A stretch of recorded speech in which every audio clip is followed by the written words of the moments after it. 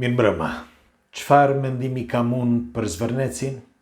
Disa kritikojnë gjithandej, disa më kritikojnë edhe mua, duke thënë që ti duke qenë nga Vlora dhe duke qenë në qendër të vëmendjes sepse ke gjithë këta ndjekës, është për detyrë me i fjalë që secilit thot fjalën e tij, kështu që edhe në këtë rast më thonë, duhet edhe ti të flasësh. Më shkruajnë nëpër emailë, më shkruajnë komente që padyshim i keni lexuar.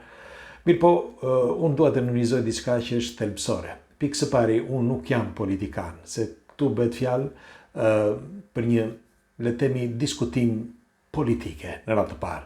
Do t'ju them se përse e di që do hap polemika edhe tani, por dëgjoni me kujdes njerë, do t'ju lutesha. Faleminderit njerë, sinqerisht. Për respektin, faleminderit ju që më këshilloni, faleminderit gjithë ju që besoni në mua, por unë do t'ju them në këtë vështrimin tim që pikë së pari, unë them që është çështje politike dhe do t'ju them se përse. Gjëja e parë që është e rëndësishme është fakti që u bë një shkak politik, pra shkaku për të zënë, për të ndezur problemet politike. Dhe e vutre që u ngrit populli në këmbë, përse? Sepse i kanë dhënë një pjesë të tokës një shoqërie për të ndërtuar. Tani, me aq sa lexoj, është mirë që të shikosh mirë se çfarë ndodh, ti studiosh mirë gjërat, si që bëra unë, ti shikosh të intervistat, dëgjosh edhe njerëzit, pra jo vetëm politikanët, por edhe njerëz të thjesht, që të kuptosh se çfarë ndodh në të vërtetë, sepse nuk është e thjeshtë që të kuptosh, themi të vërtetën. Por unë e thjeshtësova para disa kohësh, sepse kam folur pikërisht për këtë, duke thjeshtësuar që mendimi im është krejt ndryshe. Megjithatë, dua të përqendrohem te kjo bisedë sepse që thash që është politike, sepse u bë politike që u ngrit edhe Greqia në këmbë. Qofse e vutre, pra edhe autobusa që vinë të organizuar direkt nga Athina drejt Shqipërisë, shpun ka Greqia me Shqipërinë, me çështjet sociale në të vërtetë, sepse nuk është kjo u bë një çështje politike. Dhe po flasin edhe mediat evropiane dhe ato botrore, pikërisht për çështjen e Zvërnecit. E përsëris edhe njerë, mua nuk më pëlqen politika, dua të rri larg politikës për shumë arsye, sepse nëse afrohesh politikës përlyesh, për shumë arsye. Megjithatë, dhe tjetra, nuk dua që të cënoj, nëse ka pronar apo investitor, nuk dua të cënoj asnjërin dhe as tjetrin. Por do them atë çka mendoj unë, meqense ma kërkuat ju, por e kam dhe unë për detyrë që është e vërteta që të them. Atëre, me sa lexova dhe dëgjova në përlajme, toka është shitur, një pjesë e tokës, aty në Zvërnec është shitur për ndërtim një shoqërie nga Katari, që janë rreth 4 miliard euro, mos gaboj, për të ndërtuar rezorte dhe për ta jetuar, si mund themi, për ta ndërtuar dhe jetuar atë vend në mënyrë sa më të përkryer. Dhe është një projekt tash i vendosur nga qeveria. Mirë po. Ka një pjesë tjetër të njerëzve që këtë edhe ndonë se e din, nuk duan t'ja din fare. Për mi fjalë, qofse edhe pse e din që shteti e ka dhënë këtë, nuk duan t'ja din sepse jo vetëm për Vlorën, por edhe për vendin, thonë pse duhet t'ja japësh atij të huajt. Tani, unë jam dakord me këta, se do t'ju them se përse janë një pjesë e vogëlta, sepse një pjesë e madhe njerëzve që se vutre, janë ngritur në këmbë, por as ata nuk e din se përse janë ngritur dhe çfarë thonë. Të ruajmë Adeun nga kush? Sepse Adeu është kapur që prej kohësh që në kohët e lashta, jo sot, por që nga kohët e lashta, është kapur nga lobe që nuk janë shqiptar. Dhe vendosin në politikë, vendosin në ligje, vendosin çdo gjë. Sepse është kapur prej kohësh dhe liderat që janë aty janë vetëm të diktuar nga disa forca të tjera, pra lobe ose forca politike. Janë të detyruar sepse nuk është faji tyre. Nuk është faji tyre sepse kështu është ndërtuar që prej kohërave antike. Dhe nuk është vetëm Shqipëria, por janë gjitha vendet e tjera që shikoni përreth.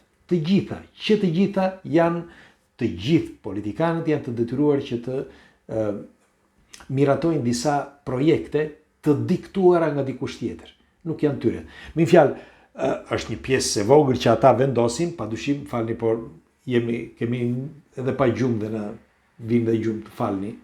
Por po thoshja, është dhe një pjesë e madhe ti mund të bësh të pamundurën, si politikan, por ti nuk mundesh që të i kalosh me i fjalë ose të anashkalosh disa diktime të lobeve dhe të atyre që kanë projektuar. Është e padiskutueshme kjo. Dhe duke thënë këtë, atëre kjo më bën të kuptoj që politikanët janë vetëm pjesë e atyre. Nuk bëjnë dot asgjë. Normal që ata pasurojnë për vetveten, por e bëjnë vetëm për karrierë politike, asgjë tjetër. Sepse nuk i intereson fundit populli, sepse nuk munden që të bëjnë gjë. Pra ky është mendimi im. Ndoshta unë kam gabim, më thoni ju. Dhe tjetra është që i jap të drejtë popullit. Përse i jap të drejtë popullit? Disave, që thash disa që thonë. Sepse unë e kam thënë dhe 2 herë të tjera, por duhet ta përsëris, ndoshta e dëgjon dikush këtë, ndoshta e dëgjon. Do t'i them diçka. Pse politikanët në Shqipëri, po flas në Shqipëri, pse nuk thrasin njerëz me influencë, pra ata që janë jashtë? Flas njerëz, nuk po flas për veten time, por po flas për të gjithë. Po e fuz dhe veten time, atë nuk ka problem, por po thoshja, po flas për të gjithë. Personazh dhe njerëz të famshëm që janë jashtë vendit. Ti marrin dhe ti sjellin në Shqipëri ose ti thon çfarë do të na ofroni ju. Pra presin që dikush t'i lutet, të shkoj pas që t'i lutet, me shpresë që ndoshta mund të bëj diçka. Pra ata investitorët strategjik, të ashtu quajtur, mund të jenë shumë mirë shqiptar. Shkëlqyeshëm mund të jenë shqiptar. Nuk po themi shqiptar ata që kanë si mund të themun, që nuk ja dolën dot dikur dhe mbetën në Shqipëri dhe pastaj ndër vite s'kan çfarë bëjnë dhe janë të detyruar që t'i vënë pas një politikani. Nuk po flas për ata, sepse nëse kishin falimentuar dikur, shkuan jashtë, kërkuan çfarë bën të pamundurën për të qenë jashtë e për të arritur disa gjëra jashtë, por nuk mundën. Dhe u kthyen sërish në Shqipëri për të mbajtur nga pantallonat politikanët. Dhe ata politikanë vazhdojnë ende që t'i joshin. Dhe këta e mbyllin gojën. Nuk po flas për këta, por po flas për ata që njerëz me kulturë, njerëz që kur shkuan jashtë, pa asnjë gjë, pa asnjë shok, pa asnjë mik, pa asnjë buxhet, qoftë familjar apo personal, ja dolën dhe kanë bërë diçka në jetë. Qoftë edhe një gjë të vogël, por kanë bërë. Dhe këta janë njerëz që janë të parët, që duhet të jenë në vijën e parë në Shqipëri, pra që të ndihmohen nga shteti. Pse po e them këtë? Sepse në radhë të parë do rrisin nivelin e tyre. Pra politikanë po flas, do e rrisin nivelin e tyre sepse do ju them diçka. Më mend se si u bë i famshëm David Copperfield para disa kohësh, do ja them kështu me që se jemi këtu. Nuk është për të nënvizuar diçka, absolutisht jo. David Copperfield thërriti aktor dhe personazh të famshëm në atë kohë. Dhe ishin duke qenë ata shumë të famshëm, dhe ky ishte iluzionisti më i famshëm për momentin, por nuk ishte aq i famshëm sa të bëhesh botror. Ai me anë të këtyre aktorëve të famshëm u bë internacional. Pra i arriti vlerën vendit, sepse vendi pastaj e shiti në botë si në mënyrë internacionale, sepse e rriti me anë të këtyre artistëve që ishin të njohur. Dhe e njëjta gjë është dhe me politikanët. Nëse politikanët do të bën një lëvizje të tillë që se kishte nuk e ka menduar askush.